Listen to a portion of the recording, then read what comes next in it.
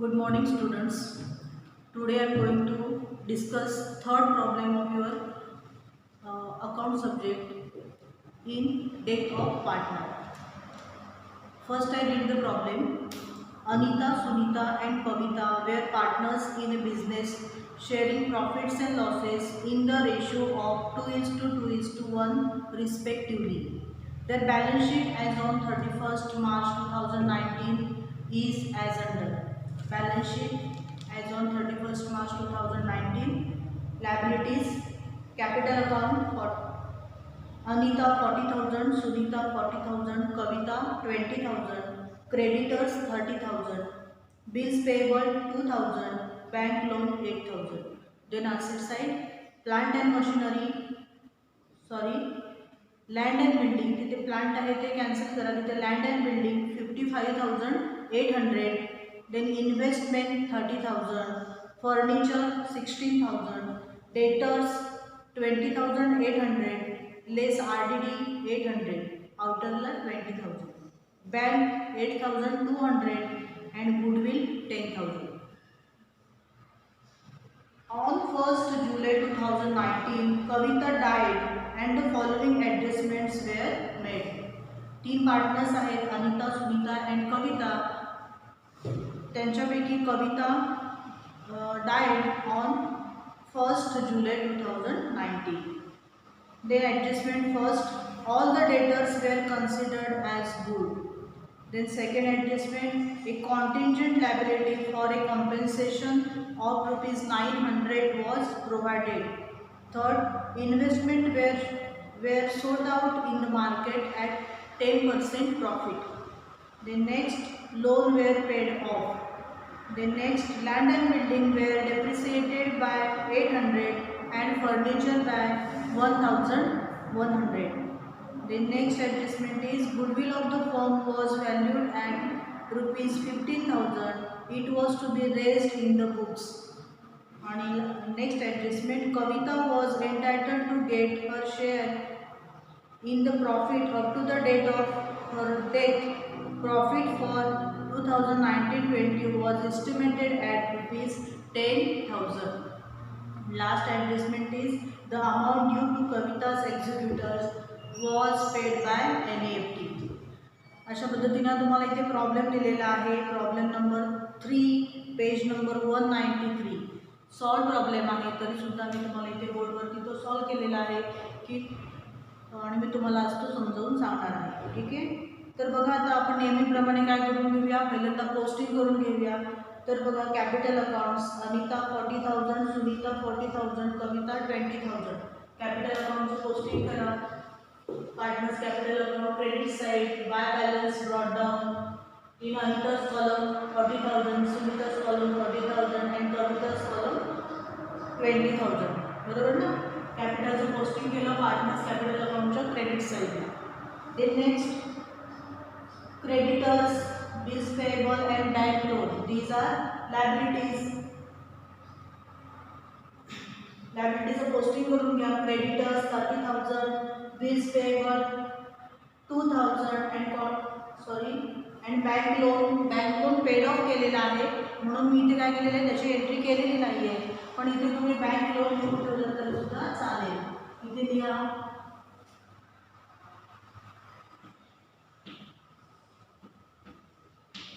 Bank loan 8,000 इनरला लिहूया कारण adjustment आहे. ठीक आहे, हे मी असं लिहून ठेवलं इथे. त्यानंतर बघा असेट साईड, प्लांट अँड तिथे प्लांट कॅन्सल करा. Land and building rupees 55,800. असेटचं पोस्टिंग कुठे करणार, बॅलन्स शीटच्या असेट साईडला. Land and building rupees 55,800 adjustment आहे, टिक करून घ्या. त्यानंतर इन्व्हेस्टमेंट 30,000. इन्व्हेस्टमेंटचे ॲडजस्टमेंट दिलेले आहे, सोल्ड आउट. तुम्ही इथे दिलं तरी चालेल. इन्व्हेस्टमेंट इनरला अमाऊंट लिहून ठेवा. इन्व्हेस्टमेंटचे नाही दिलं तरी पण चालेल कारण इन्व्हेस्टमेंट काय केलेलं आहे, सोल्ड आउट केलेलं आहे. ॲडजस्टमेंट वाचल्याच्या नंतर तुम्हाला लक्षात येईल. त्यानंतर बघा फर्निचर 16,000. फर्निचर 16,000 इनरला दिले. ॲडजस्टमेंट आहे. त्यानंतर डेटर्स 20,800, डेटर्सची अमाऊंट दिली 20,800 इनरला दिली, ॲडजस्टमेंट आहे, टिक करून घ्यायचे. त्यानंतर बँकचा बॅलन्स दिलेला आहे 8,200, इथे बँक अकाउंट ओपन केलेलं आहे कारण इथे बँक अकाउंटवरती ॲडजस्टमेंट आहे. मग बघा आता बँक अकाउंट ओपन केलं, बँक अकाउंटच्या डेबिटला टू बॅलन्स ब्रॉट डाऊन 8,200, बरोबर ना. बँकचा बॅलन्स दिला, debit balance. Then goodwill, amount of goodwill is 10,000 in asset side, balance sheet asset side, goodwill 10,000 इनरला दिले, ॲडजस्टमेंट आहे.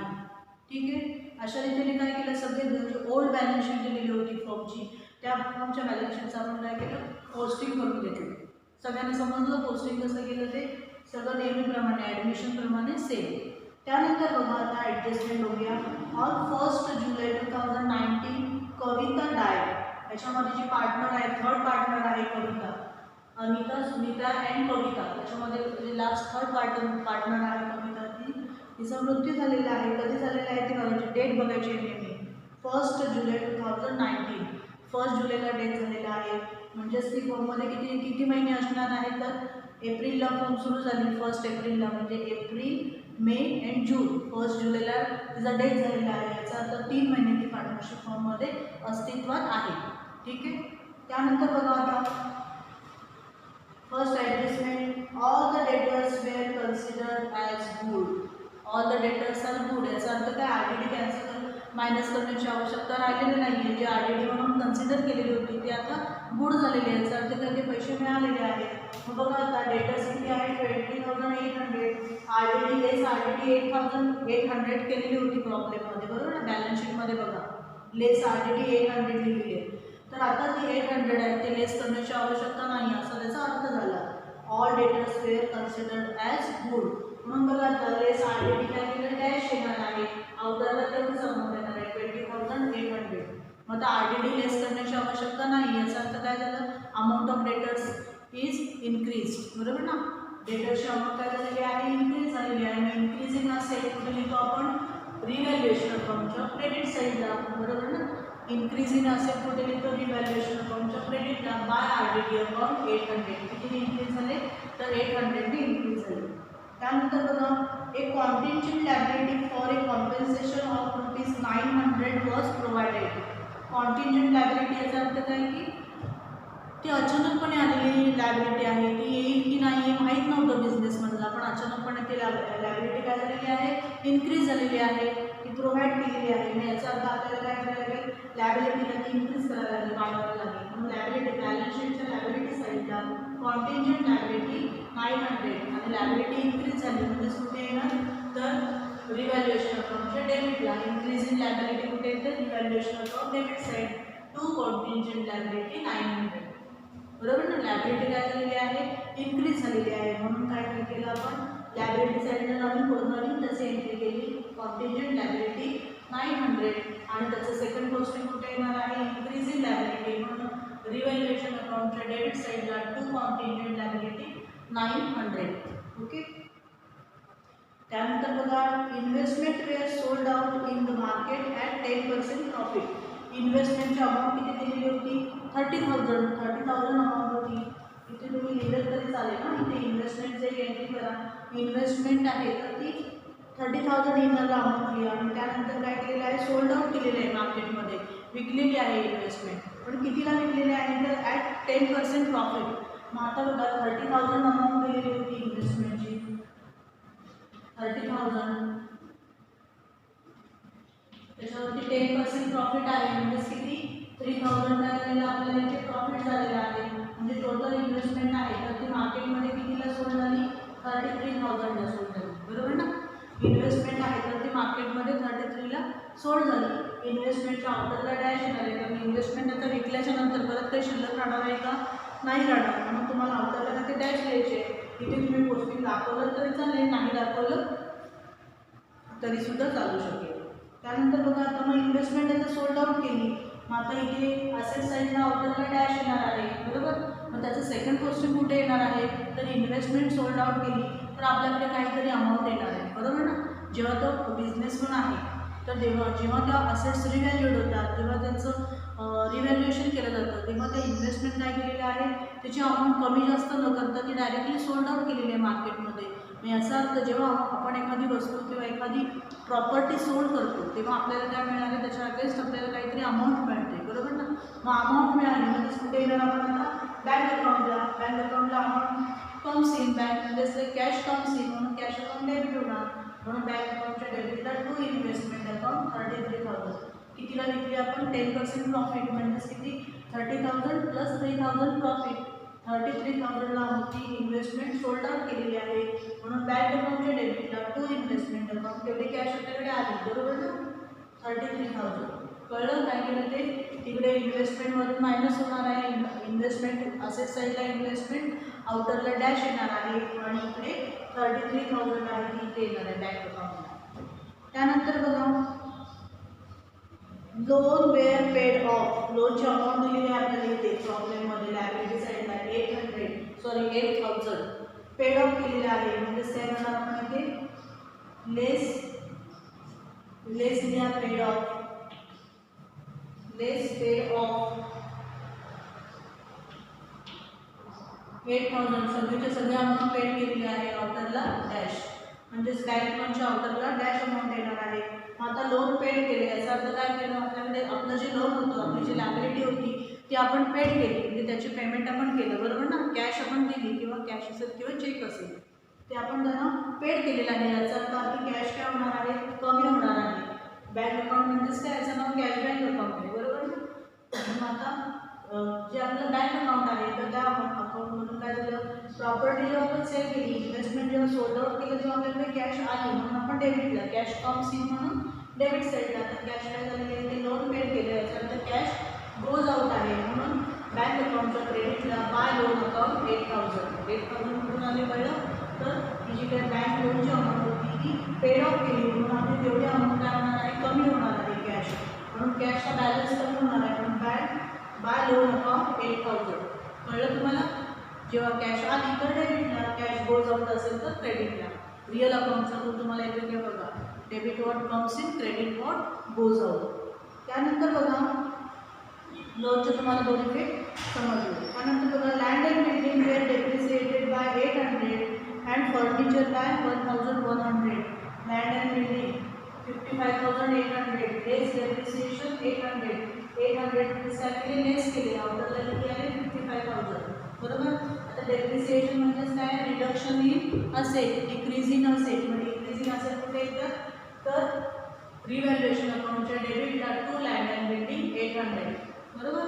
त्यानंतर बघा फर्निचर बाय 1,100, फर्निचरची अमाऊंट आहे 16,000, लेस डेप्रिसिएशन 1,100, आउटरला 14,900.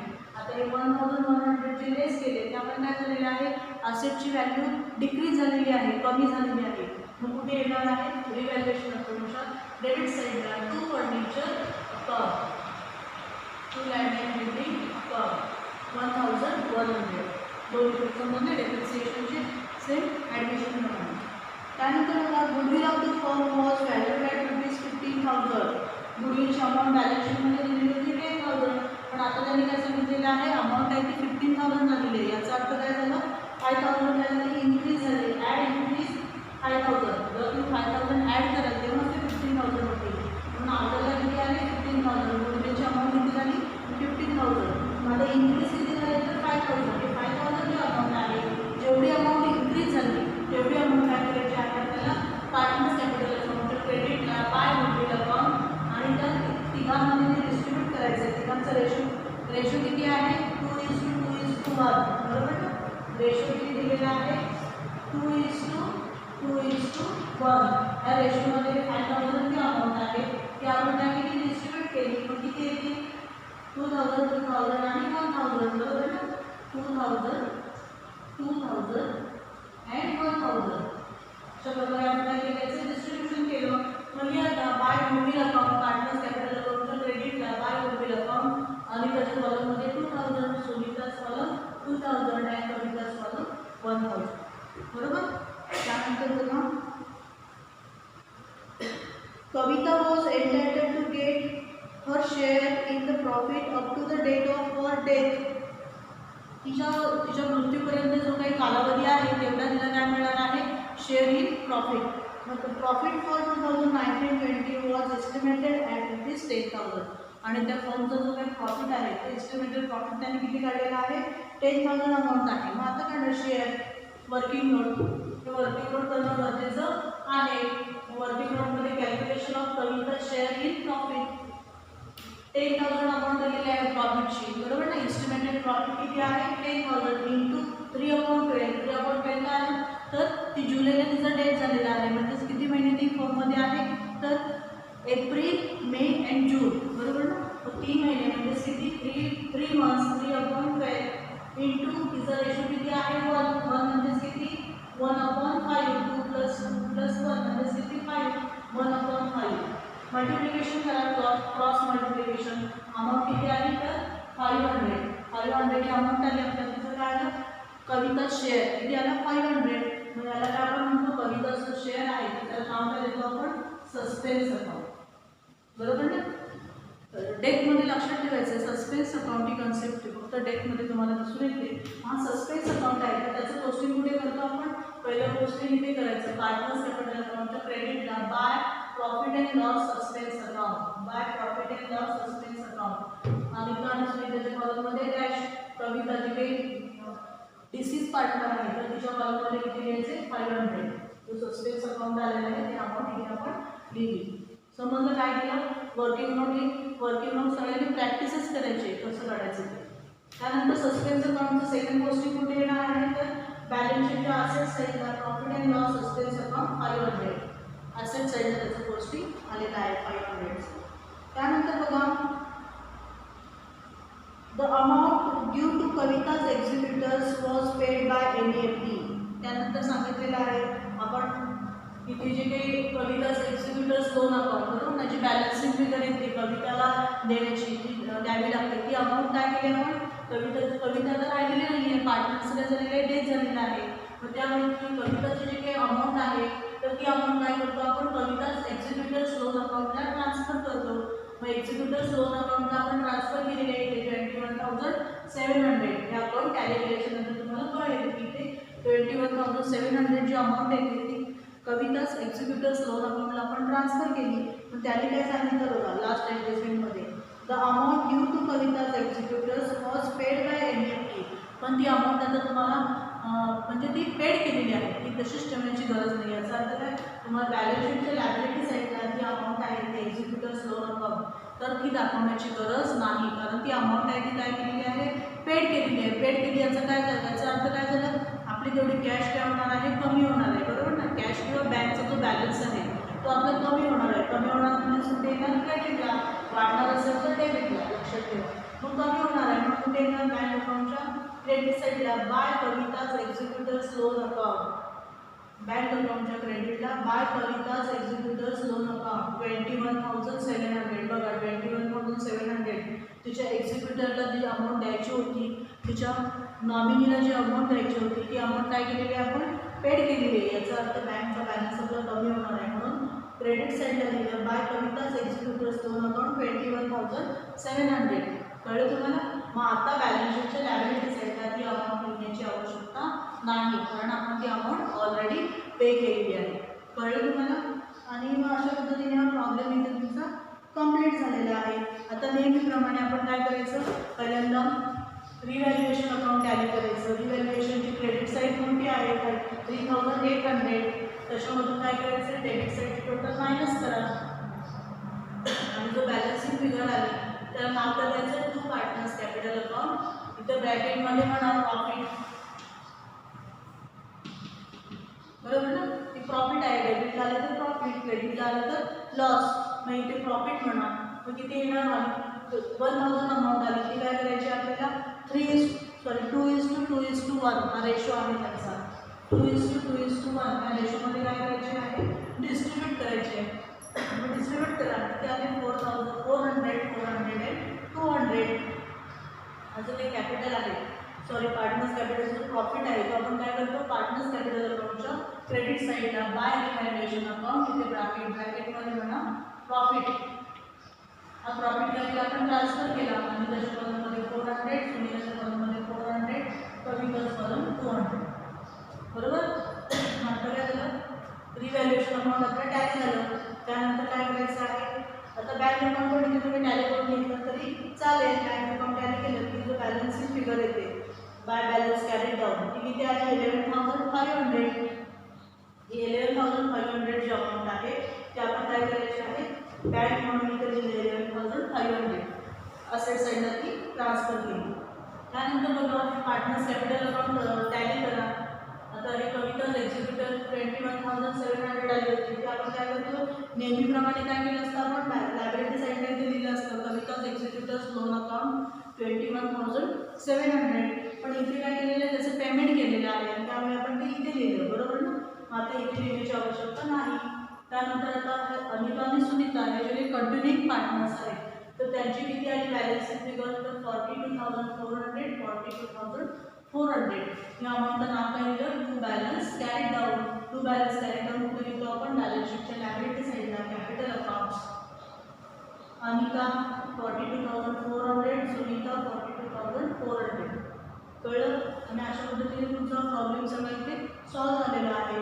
आता लायबिलिटी आणि असेट्स या दोन्हीची टोटल जर का सेम आली तर तुमचा प्रॉब्लेम काय होणार आहे, इथे टॅली होणार आहे.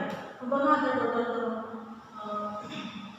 लायबिलिटी साईड आणि असेट साईड बॅलन्स शीट आहे ती 1,17,700, 1,17,700 या अमाऊंटला काय होते, टॅली झाली. तर अशा पद्धतीने आपण मला प्रॉब्लेम इथे सॉल्व्ह केलेला आहे. टेक्स्टबुकमध्ये सॉल्व्ह करून दिलेलं आहे पण तिथे तुम्हाला क्लिअर असं आयडिया येत नाही की नक्की ही अमाऊंट कुठून आली किंवा ती कशा पद्धतीने सोडवलं, कारण तिथे बँक अकाउंट ओपन केलेलं नाही आहे. पण बँकची डायरेक्टली अमाऊंट इथे जी दिलेली आहे 11,500 तर ती कुठून आली हे तुम्हाला कळत नाही आहे. मग त्यासाठी मी काय केला, सॉल्व्ह प्रॉब्लेमच आहे तो मी सोडवलेला आहे आणि तुम्हाला तो एक्सप्लेन करून सांगितलेलं आहे. ठीक आहे. काही क्वेरी असेल तर मला विचारू शकता. मी तुम्हाला या प्रॉब्लेमचा फोटोसुद्धा काढून सेंड करणार आहे आणि व्हिडिओसुद्धा सेंड करणार आहे. ठीक आहे. तर सगळ्यांनी डेटचा प्रॉब्लेम आहे तर तो समजून घ्या. तर समजा तर फक्त हे तुम्हाला ही वर्किंग नोट आहे गुडविल आणि share this is partner share हे जर तुम्हाला कॅल्क्युलेट करता आलं तर तुम्हाला बाकी याच्यामध्ये कठीण असं काही नाही आहे. सेम ॲडमिशनसारखाच प्रॉब्लेम आहे. ठीक आहे. ओके. थँक्यू.